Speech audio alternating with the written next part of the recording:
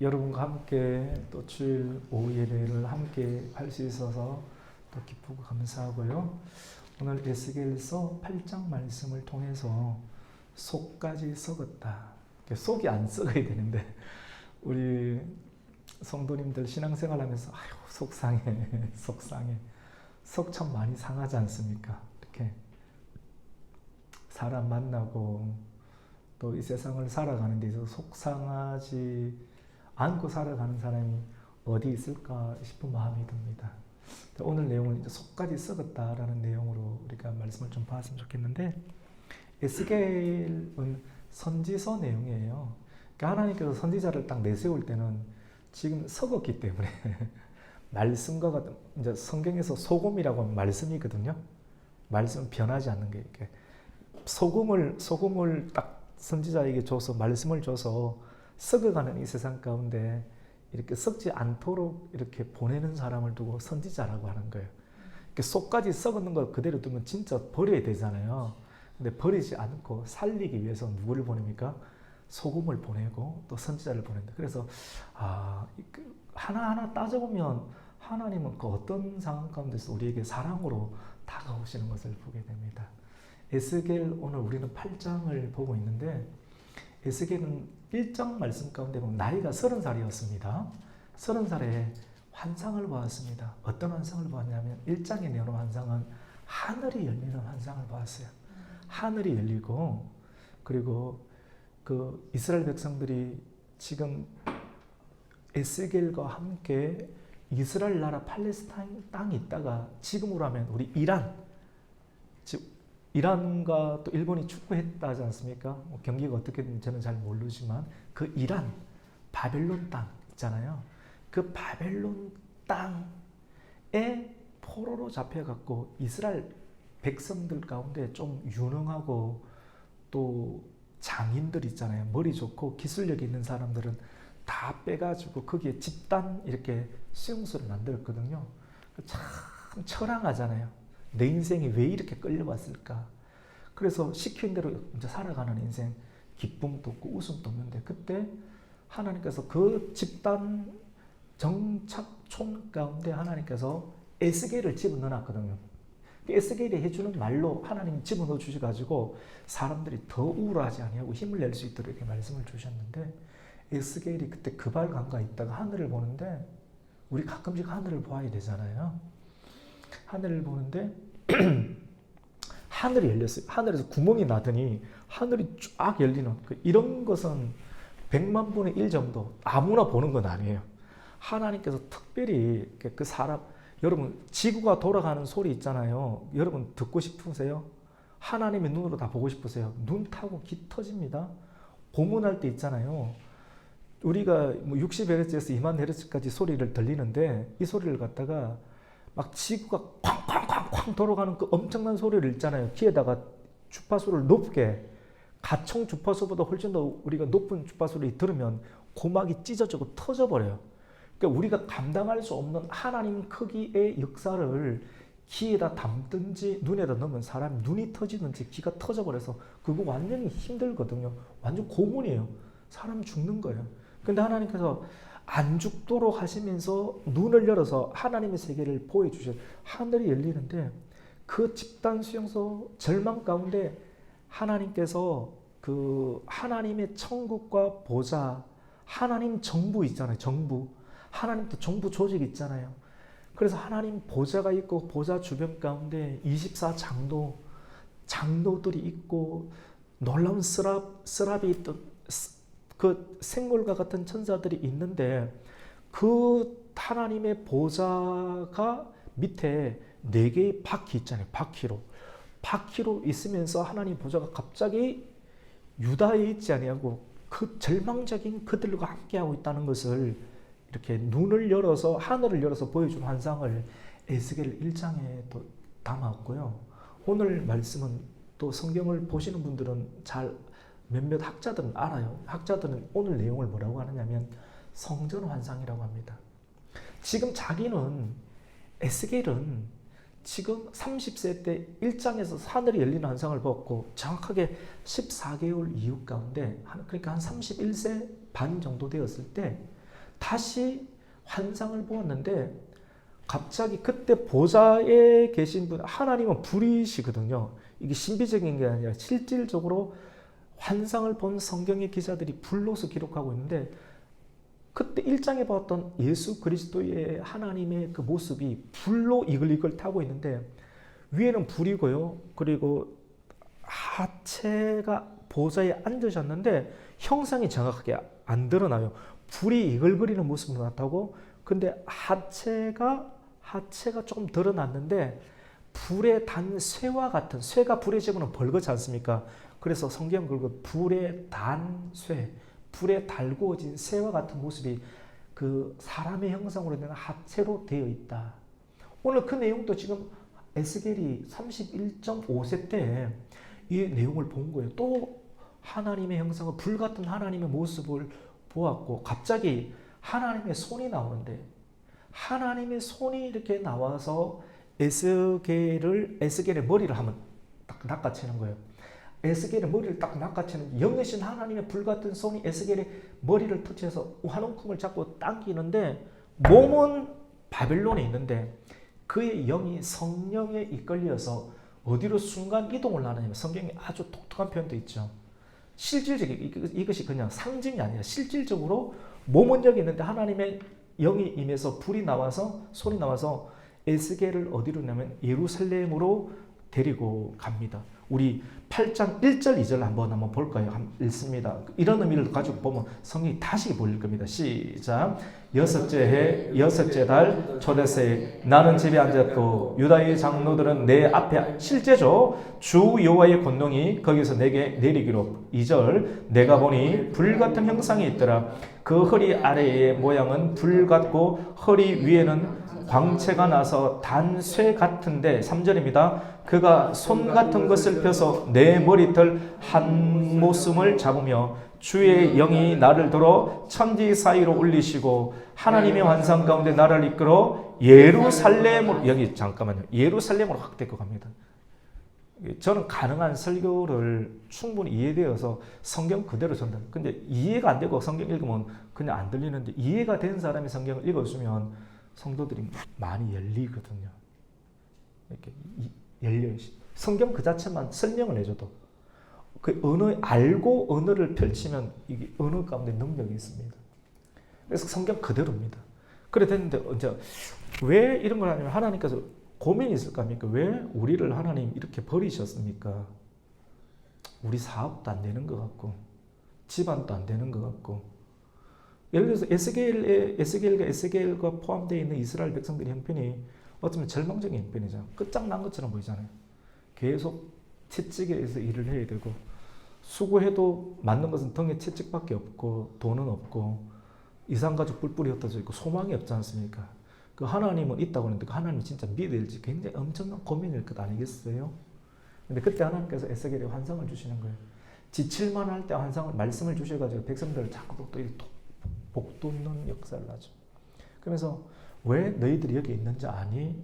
그 실질적인 이유를 에스겔도 알았지만 또 좀 지치겠지 않겠습니까? 에스겔의 영을 예루살렘으로 데리고 갑니다. 예루살렘에 데리고 가서 오늘 8장에는 4개의 장면을 보여줍니다. 오늘 성경 가운데 보면 아까 우리 3절 이후 가운데 보면 예루살렘의 성 안뜰 북쪽에 있는 물인데 북쪽을 향하고 있는 문 쪽으로 하나님께서 에스겔을 데리고 가서 거기에 딱 가니까 문 입구에 뭐가 있느냐면 오늘 성경에 보면 같이 봅시다. 질투의 우상. 그 나오죠. 질투의 우상인데 질투의 우상이 뭐냐면 나무로 만들었던 뭡니까? 아세라 신입니다. 여자 신 있잖아요. 여자 신은 쾌락이지 않습니까? 사람들이 다 쾌락에 빠져 있잖아요. 그러니까 그것이 하나님의 예루살렘의 성전 북쪽으로 향하고 있는 제단 옆에 또 뭐가 있느냐면 여자 가슴이 드러나 있는 나무로 만들었던, 나무로 쪼았던 신상이 크게 있는 거예요. 그걸 두고 질투의 우상. 하나님은 나는 질투하는 하나님이니 나 외에 다른 신을 내게 두지 말라고 했는데 이스라엘 백성들이, 하나님을 믿는다는 백성들이 어떻게 합니까? 하나님도 믿고 또 어떻게 합니까? 계속해서 쾌락에 빠져 사는 거예요. 계속해서 다른 것, 오직 솔라. 뭐 제가 괜히 잘난 척 한다고 솔라 한 게 아니고요. 오직 이 말씀하면서 오직 네 가정, 오직 네 교회, 오직 네 말씀 이렇게 해야 되는데 그거 말고 어느 아들 또 다른 남편, 또 다른 아내, 또 다른 상담, 또 다른 누구 그걸 다 가지고 있는 거예요.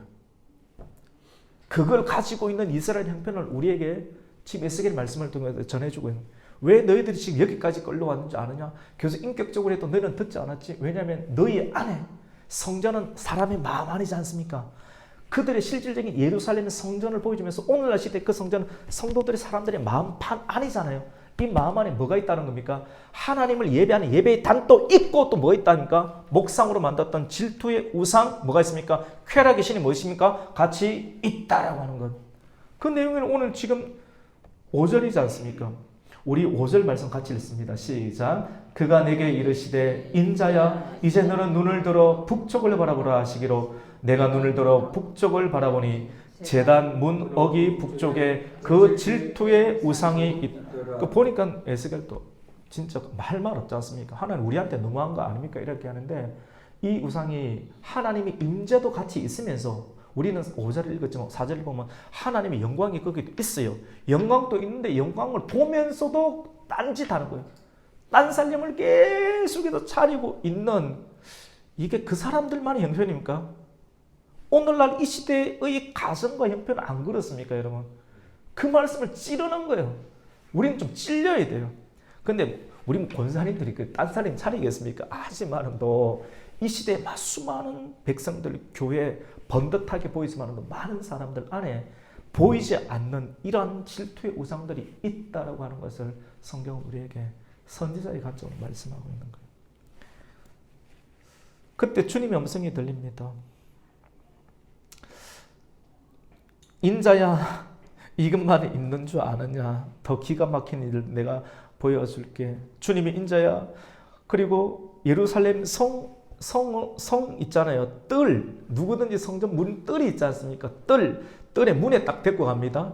그리고 그 뜰 문을 딱 보니까 옆에 있는 담이 있어요. 근데 하나님께서 에스겔을 부를 때 인자야 부르시거든요. 예수님도 인자가 온 것은 뭐 이렇게 말씀을 하는데 그 인자 말씀할 때 그 인자라고 하는 것은 주님을 뜻하기도 하지만 에스겔 말하는 거 본문 가운데 인자야 하면서 인자 보고 뭐라고 하느냐면 같이 봅시다. 이 담을 헐라. 이 담이 굉장히 거룩해 보이는데 막상 헐어보니까 뭐 있느냐면 구멍이 뻥 나 있는데요. 거기 문이 하나 있습니다. 숨겨진 문이 딱 드러나는 거예요. 그리고 그 문을 지나서 들어가 보니 뭐가 있느냐면 각양 곤충이 있고 가증한 짐승이 있는 것을 이렇게 보게 됩니다. 우리 그 내용도 한번 볼까요? 저는 이런 다른 웬만한 말씀들이 많이 있는데 이런 에스겔서 말씀 참 귀하더라고요, 여러분. 우리 그 말씀도 한번 보겠습니다. 우리 8절, 9절 같이 한번 읽습니다. 시작. 그가 내게 이르시되 인자야 너는 이 담을 헐라 하시기로 내가 그 담을 한 문이 있더라. 또 내게 이르시되 들어가서 그들이 거기에서 행하는 가증하고 악한 일을 보라 하시. 한 번만 더 읽을까요? 내가 들어가 보니 각양 곤충과 가증한 짐승과 이스라엘 족속의 모든 우상을 그 사방의 병에 들었고 11절에 보면 뭐 했냐면 거기에 이스라엘 장로들 가장 신앙심이 좋다고 하는 사람들이 그 밀실방 사람 안에 다 밀실이 있더라고요. 밀실방에 있는데 장로 70명이 있었는데 어이구 굉장히 경건할 거라고 생각했던 사반의 아들 야사나도 그 가운데 있고 그들의 손에 뭐가 들고 있습니까? 향로를 들고 있는데 향년이 구름이 많더라. 막상 그 안에 들어가 보니까 밀실방 안에 70명의 장로가 있고요. 70명 장로가 있는 그 밀실 안에는 여호와 신앙, 솔라 신앙이 아닌 각양, 곤충, 짐승, 우상이 가득 그려져 있는 것. 벽에 그림을 그리고 굉장히 엄란한 것들을, 가증한 것들을 섬기고 있었던 그런 이스라엘의 그 성전 안에 밀실이 있고 그 밀실을 하나님의 밀실, 통로가 아닌, 기도방이 아닌 그들이 사적으로 이용을 해서 밀실 가운데 온갖 더러운 곤충이 있는 모습. 거기에 장로들이 70명의 이스라엘의 신앙의 대표적인 장로들이 하나님을 예배하는 것이 아니라 거기에 우상에게 향년을 드리는 잘못된 예배 형식을 가지고 오늘 계속 예배지 않습니까? 이런 것을 가지고 하니까 얼마나 하나님께는 다 깨뚫고 계시고 다 보고 계시는데 하나님의 예배를 드린다 하지만 그들의 속 중심은 완전히 거품이 나고 엎어져 있는 그런 모습들을 성경은 보여주는 거예요. 그때 주님의 음성이 들립니다. 너는 그들이 행하는 더 가증한 일을 보리라. 이건 아무것도 아니다면서 또 성령에 이끌려서 이전에는 북문에 여호와의 성전의 북문에 이끕니다. 그리 가니까 여인들이 있습니다. 보통 성경의 여성들은 참 경건하잖아요. 남자들은 다 도망가고 떠나도 예수님 주변에 여인들 남아서 십자가에 남았지 않습니까? 근데 그 경건한 그 여인들마저도 어떻게 되냐면 신앙이 다 무너져서 단무스를 위해서 애곡을 하고 있다라고 이렇게 말씀을 합니다. 우리 14절 한번 읽겠습니다. 시작. 그가 또 나를 데리고 여호와의 전으로 들어가는 북문에 이르시기로 보니 내가 거기에 여인들이 앉아 단무스를 위하여 애곡하더라. 여러분 단무스라고 하는 것은 여러분 좀 어려운데요. 그냥 나오니까 설명만 드릴게요. 근데 수메르 문화가 있어요. 수메르 들어보긴 들어보셨잖아요. 수메르 지역의 그 왕이었습니다. 수메르 지역의 왕이었는데 결국은 죽어서 지하 세계로 들어갔는데 그 메소포타미아 우상 숭배가 많았던 그런 메소포타미아 가나 그 아브라함의 고향이잖아요. 그 메소포타미아 지역의 사람들은 6월과 7월만 되면 그런 지하 세계로 들어간 단무스를 이렇게 생각하고 연무하고 생각해서 주님께 경배하지 않고 단무스를 위해서 경배하고 눈물을 흘리고 애곡하는 일들. 주님께서는 너희와 너희 자녀를 위해서 울라라. 예수님 붙잡고 자녀를 위해서 울라고 하는데 우상 숭배의 신에 빠져가지고 이렇게 울고 있는 경건한 그런 여인들의 그런 어긋난 모습들을 또 보니까 에스겔이 참 깜짝 놀라는 거예요. 마지막 내용입니다. 이제는 인자야 이것을 보았느냐 이렇게 하거든요. 인자에서 계속 반복합니다. 인자 너 이거 봤어? 이제 내 마음이 이해하겠어? 너 이보다 이건 아무것도 아니야. 더 가증한 일을 보리라 하면서 이제는 성전 안뜰을 보여줍니다. 바깥뜰이 아니라 안뜰, 성전 깊은 우리 마음의 지성소 안에 깊은 성전문과 제단 사이에 있는데 25명의 제사장이 있습니다. 24반차 25명의 그 제사장들이 있는데 여호와의 성전을 덩지고 있고요. 여호와의 성전을 덩지고 하나님 말씀을 덩지고 어디를 향하고 있느냐면 동쪽 태양을 향하여서 예배를 하고 있는 여인들의 모습을 보게 됩니다. 우리 16절 말씀을 한번 읽습니다. 시작. 그가 또 나를 데리고 여호와의 성전 안뜰에 들어가시니라. 보라 여호와의 성전 문 곧 현관과 제단 사이에서 약 25명이 여호와의 성전을 덩지고 낯을 동쪽으로 향하여 동쪽 태양에게 예배하더라. 오늘 우리가 보마스 말씀 봤잖아요. 이 세대에 본 받지 말랐는데 얼마나 힘들었으면 본을 다 받아버린 상태입니다. 맞죠? 이 내용과 똑같지 않습니까? 쉽지 않나요? 우리 전복 성도님 굉장히 사실 어려운 내용인데 쉽죠? 다 이해되시죠? 맞죠? 아직도 어렵습니다. 그렇죠. 그러니까 이게 어느 정도 이해가 되실 것 같아요. 근데 이해는 되는데 이렇게 살아가는 거 쉽지가 않은 거죠. 사실은 이런 부분들이. 왜냐하면 우리 안에 이런 것들이 함께 어떻게 됩니까? 혼합되어져 있기 때문에 이걸 떼내면 죽는 것인데 여러분 무당도 예수를 믿고 싶은데 왜 무당들이 예수 잘 못 믿는지 아십니까? 무당도 예수님 근데 왜냐하면 자기가 지금까지 한 게 신이 와버려가지고 그때 너무너무 엄마가 발로 차이고 그리고 아빠는 술 조종하고 너무너무 힘들어서 하나님 이제는 그 귀신에게 손을 내면 귀신이 들어와 거예요. 그래서 그 귀신이 시킨 대로 말하니까 살고 돈벌이가 되는 거예요. 자기 자신도 모르게 어떻게 됩니까? 무당이 되는 거거든요. 그래서 그렇게 살았던 세월이 20년이에요. 그래서 하나님도 알겠는데 믿으려고 하니까 믿는 것은 삶이지 않습니까? 근데 이거를 해야지 영원한 천국 간다는 것도 알겠는데 이 암보다는 현재 자기를 지배하고 있는 삶, 지금까지 빚더미, 빚 갚아야 되고 사람들 그래도 근근히 살아가고 있는 이런 상황 가운데서 이 귀신의 힘을 버린다라고 하면 나는 죽는다라고 하는 두려움 때문에 그 신앙을 어떻게 합니까? 끊지 못하고 있는. 이게 이 시대의 형편이라고 볼 수 있습니다. 무당만 그런 게 아니에요. 많은 사람들이 하나님을 알겠는데 선뜻 그렇게 못 가는 것이 내 몸 안에 내 세포 안에 모든 것들이 포함되어 있어서 이걸 끊는 순간 내가 예수님을 따라가야 되는데 따라가는 것이 무섭죠. 이렇게 되면 과연 내가 살 수 있을까? 결국 믿음의 문제예요. 결국 믿음의 문제인데, 근데 말씀드리고 싶습니다. 진짜 믿고 결단하면 하나님께서 살려주실 길을 열어주신다는 거 믿으시기를 축복합니다. 여러분들 안에는 없어요. 사실 오늘 이 말씀 나중에 또 누군가가 듣고 진짜 믿음을 가져야겠다라고 하는 또 생각이 있을 것입니다. 이렇게 꼭 말씀을 드리고 싶어요. 여러분 기가 막힙니다. 근데 하나님 뭐라고 이제 마지막 말씀하느냐면, 나도 분노 진짜 많이 기다렸잖아요. 근데 하나님도 결국은 여러분 사랑이시지만 사랑이 있잖아요. 하나님의 사랑하는 분노도 있습니다. 하나님 사랑은 오래 참는 거잖아요. 근데 마지막에는 분노를 드러냅니다. 하나님 분노를 드러내고 어떻게 말씀하시냐면, 불쌍히 여기지 않겠다. 이후의 말씀 가운데. 그리고 긍휼히 여기지 않겠다. 그리고 너희가 큰 소리로 이제 딱 기울어질 때 하나님을 찾아서 내 도와주세요. 막 큰 소리로 부르짖어도 내가 듣지 않겠다라고 합니다. 우리 마지막 말씀 한번 읽어볼까요? 우리 마지막 18절을 읽습니다. 시작. 그러므로 나도 분노를 갚아 불쌍히 여기지 않고 긍휼히 베풀지도 아니하리니 그들이 큰 소리로 내게 부르짖을지라도 내가 듣지 아니하리라. 아멘. 근데 하나님 말씀이냐면 선해요. 우리가 아까 제가 설교 오전에 할 때 정체성의 혼란이 있잖아요. 하나님의 마음을 두고 하나님 편에 좀 더 가까이 가서 서 있다 보니까 힘들어요. 성도를 이해하려고 하니까 하나님의 나라가 안 될 것 같고, 하나님 나라 측면에서 계속 이야기를 하니까 성도를 고려하지 않아서 이질감 있는 어떤 삶들이 나타나니까 진짜 어느 편에 서야 될지를 모르는 어떤 정체성의 혼란이에요.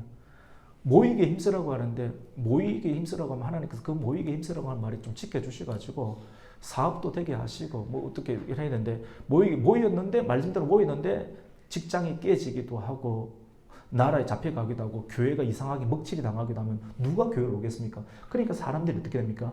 정체성의 혼란이 있는 어떤 상황들. 그래서 오늘 우리 가나안, OTT, 플로팅 이런 내용을 하면서 과연 이런 상황과 그리고 하나님의 뜻과 이런 이질감을 어떻게 우리가 극복할 건가? 한번 설교 듣는다고 될 것 같습니까? 어쩌면 우리의 고민, 아픔, 여러분 고민해보세요. 머리 되게 아픕니다. 몸살 옵니다. 가끔씩 몸살이 오면서 저 왜 올까 이런 생각을 했는데, 목사님 맨날 아픈가요? 체력 없는 거? 아이고 저도 체력 제법 있습니다. 저도 힘이 있는 사람이 이미 인간적으로 있는 사람입니다. 그런데 힘이 많이 빠져요. 그런 힘으로 하니까 안 되더라고요.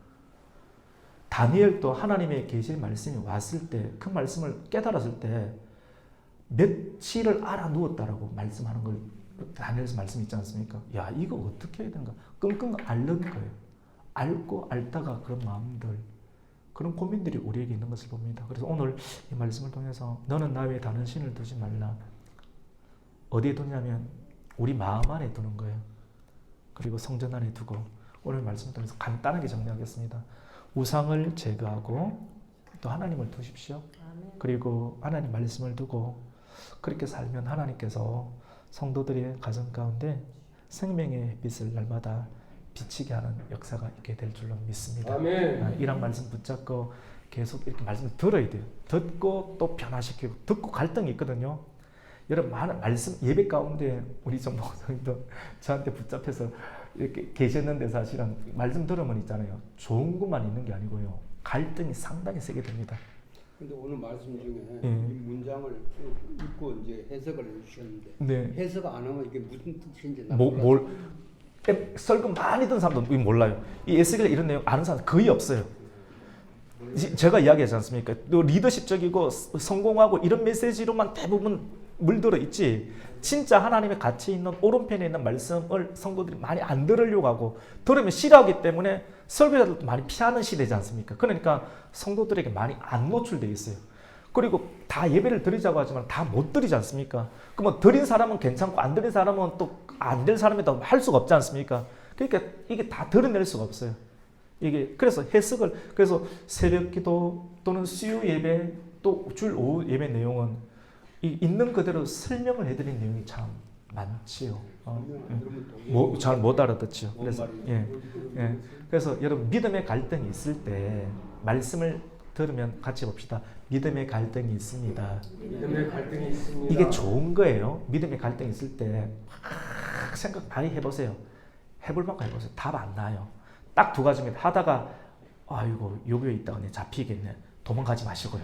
도망가지 마시고 믿음의 갈등이 있을 때 생각만 하지 마시고 같이 봅시다. 기도해야 됩니다.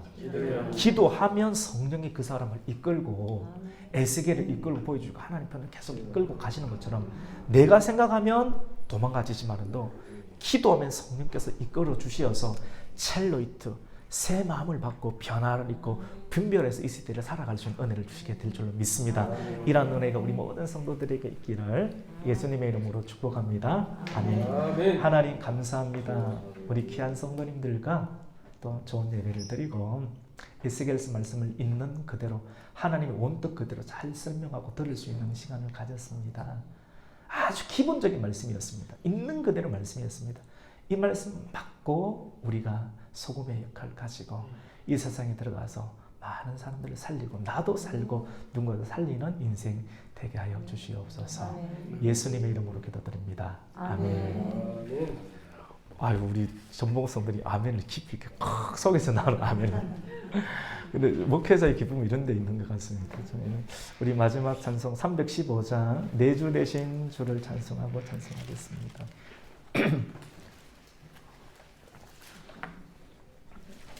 315장이에요. 어렵게 해석을 해놨을까? 그러니까 목사님들이 해석. 그만큼 왜냐하면 이게 왜 어려우냐면요. 우리나라 언어가 아니에요. 우리나라 문화도 아니고 어느 나라 문화입니까? 유대인 이스라엘. 그리고 지금의 시대도 아닌 2000년, 3000년 이전에 있는 상황이니까 그 내용을 그 시대의 언어로 기록된 것을 설교자들이 연구하고 영감을 받아서 오늘날 언어로 해석을 해드려야 되는 거예요. 그것도 잘 해드려야 되죠. 그게 참 중요하다는 겁니다. 우리 찬송가 115장입니다. 내 주 대신 주를 참 사랑하고 곧 그에게 죄를 다고 합니다. 그 은혜를 주신 내 예수시니 이전보다 더욱 사랑합니다.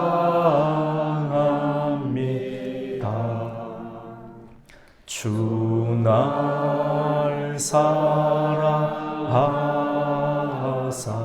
구하시려고 저 십자가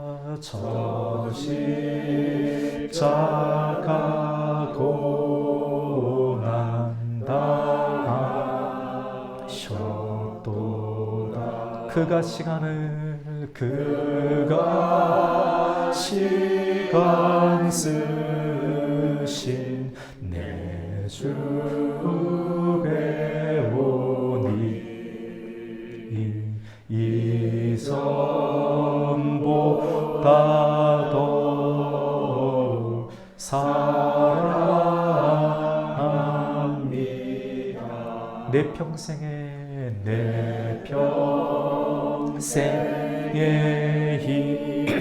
힘쓸 큰 의무는 주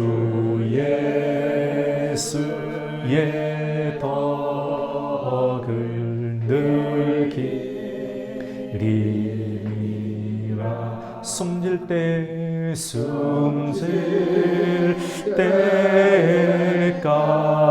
때까지 내 할 말씀을 이전보다 더 사랑합니다. 그 영광의 나라 나 들어가서 그 풍성한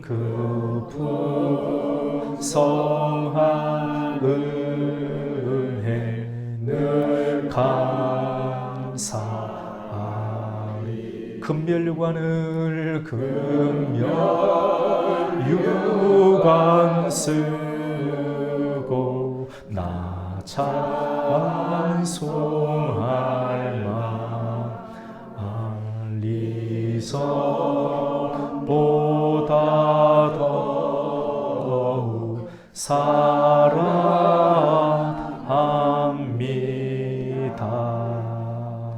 아멘. 축도로 마칩니다. 이제는 우리 주 예수 그리스도의 은혜와 아버지 하나님의 극진하신 사랑하심과 성령 하나님의 위로교통 충만하신 은혜가 오늘 에스겔 8장 말씀 속까지 썩었도다 썩은 20년 가운데 소금을 넣어서 새롭게 변화를 주시기를 원하는 하나님의 선하신 뜻을 분별하기로 살아가는 모든 하나님의 권속들과 가정과 기업과 자녀 위에 이제로부터 영원토록 함께 있을지어다.